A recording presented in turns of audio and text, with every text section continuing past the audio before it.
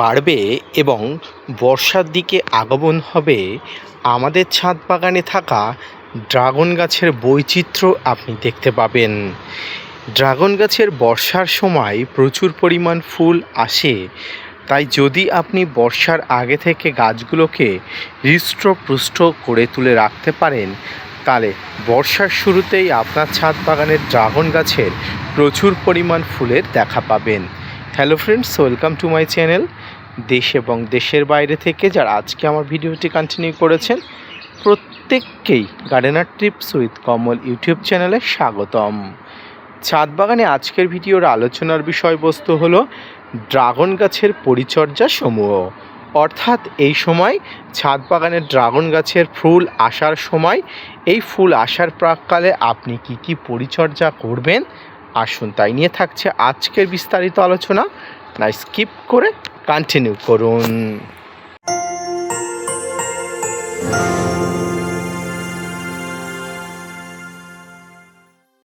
ছাদ বাগানে যে কোনো প্রজাতির ড্রাগন গাছ থাকলে দেখবেন গাছের বৃদ্ধিটা এই সময় প্রচণ্ড পরিমাণ হচ্ছে, কারণ এই সময়টাই হলো ড্রাগন গাছের সবচেয়ে বৃদ্ধির প্রকৃষ্ট সময়।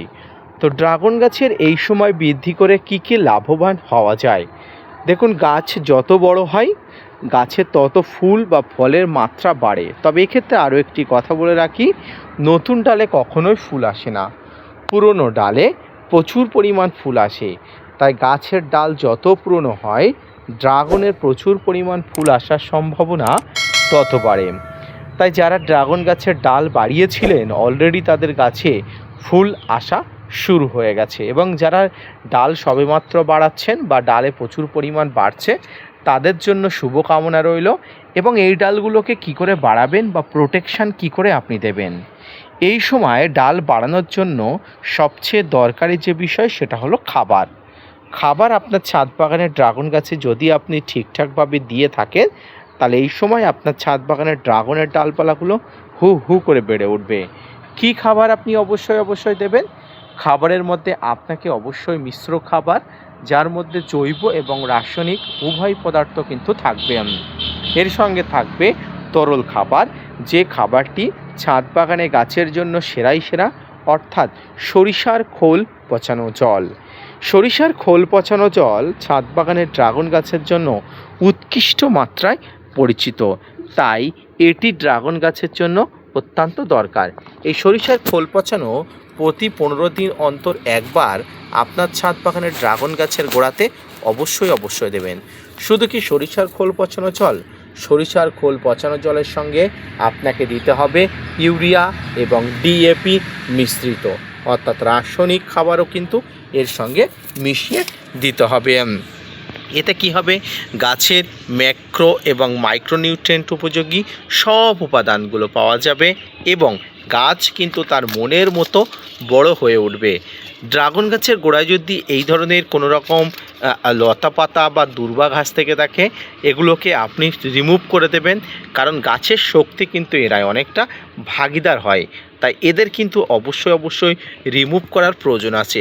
তবে রিমুভ করতে গেলে খুব সাবধানে করবেন, এর যে তীক্ষ্ণ কাঁটার আঘাতে কিন্তু আপনি ক্ষতবিক্ষত হতে পারেন। প্রিয় দর্শক বন্ধুরা, এবার আসি ড্রাগন গাছের মিশ্র খাবার সম্পর্কে। গাছটার গোড়াটা আপনারা ফলো করুন, মিশ্র খাবারে কিন্তু ভরপুর, অর্থাৎ এক কথায় এই গাছের বৃদ্ধি হবার পিছনে এই যে মিশ্র খাবারের ভূমিকা কিন্তু অনস্বীকার্য। তাই মিশ্র খাবার আপনাকে অবশ্যই দিতে হবে। আমি প্রত্যেক 2 মাস অন্তর গাছের গোড়াতে কিন্তু মিশ্র খাবার দিয়ে রেখেছিলাম, তাই গাছের বৃদ্ধি আপনারা দেখুন মনের মতো। এই যে গাছটি আপনারা দেখতে পাচ্ছেন, মাত্র 2-3টা ডাল নিয়ে গাছটির আমি রোপণ করেছিলাম। এই সময় আপনার গাছটির অবস্থা দেখুন, মনের মতো অবশ্যই ভালো লাগবে। তো এর জন্য আপনাকে অবশ্যই কঠোর পরিচর্যা করতে হবে। এবার বলি, গ্রীষ্মের শুরু, আবার বর্ষাকাল আসছে এবং বর্ষাকালের শুরুতেই আপনার ছাদ বাগানে দেখবেন প্রচুর ড্রাগনের ফুল আসবে। ড্রাগনের ফুল একদম পরিণত ডালে আসে, পরিণত এবং ঝুলন্ত ডালে ড্রাগনের ফুল আসে, তাই অবশ্যই ডালগুলোকে উপর থেকে নিচের দিকে ঝুলিয়ে দেওয়ার ব্যবস্থা করবেন। কোনোভাবেই গাছে এই সময় কাটাই ছাঁটাই এর মতো এই ধরনের কাজগুলো করবেন না। অনেকে মনে করেন যে এই যে জিনিসগুলো এগুলো হয়তো ড্রাগনের ফুল, না, এগুলো ড্রাগনের ফুল নয়, এগুলো কিন্তু ড্রাগনের কচি ডালের একদম মাথার অংশ, এগুলো কোনো অংশেই কিন্তু ফুল নয়। ড্রাগনের ফুল আসে সবসময় কিন্তু পরিণত ডালে, মনে রাখবেন, পরিণত ডালে, তাই নতুন ডালে ড্রাগনের ফুল আসার কোনো চান্সই থাকে না। এই সময় ড্রাগন গাছের যে পরিচর্যা আপনি করবেন সেটা হলো ফাঙ্গিসাইডের ব্যবহার। ফাঙ্গিসাইড আপনাকে নিয়মিত ব্যবহার করতে হবে। এই ফাঙ্গিসাইডের মধ্যে আপনি সাপ, ম্যানসার, Bavistin, Ridomil Gold, Blitox, Blue Copper, M45, Amistar Top, Antracol এই ধরনের ফাঙ্গিসাইডগুলো রাখবেন। সঙ্গে কীটনাশকের দরকার হলে আপনি প্রয়োজন মনে করলে ব্যবহার করবেন। এছাড়া আপনাকে মাঝে মাঝে ব্যাকটেরিয়া নাশক হিসাবে ব্যবহার করতে হবে বিভিন্ন ধরনের ব্যাকটেরিয়া নাশক। এই ব্যাকটেরিয়া নাশক যদি প্রয়োজন হয় তাহলে ব্যবহার করবেন। ড্রাগন গাছের ডাল পচন একটা মারাত্মক রোগ, এটি ব্যাকটেরিয়ার আঘাতেই ঘটে, তাই ব্যাকটেরিয়া নাশক প্রয়োগ না করলে এই সমস্যার সমাধান হবে না।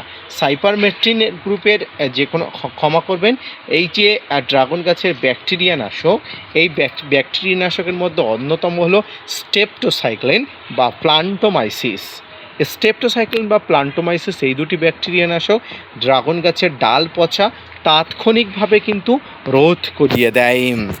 তাই অবশ্যই ছোট বড় প্রত্যেকটি ড্রাগন গাছকে আপনি এই সময় খাবার দেওয়ার মাধ্যমে পরিচর্যা করে হৃষ্টপুষ্ট করে তুলুন। আর কয়েকদিনের মধ্যে আপনি বুঝতে পারবেন গাছ ভর্তি ড্রাগনের ফুল আসতে চলেছে। এই ছিল ছাদ বাগানের ড্রাগন গাছের এই সময়ের ম্যাজিক্যাল পরিচর্যা, যে পরিচর্যাতে আপনি কয়েকদিনের ব্যবধানে প্রচুর পরিমাণ ফুল আনতে পারেন।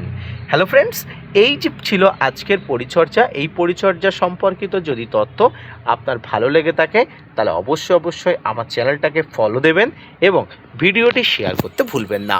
ধন্যবাদ।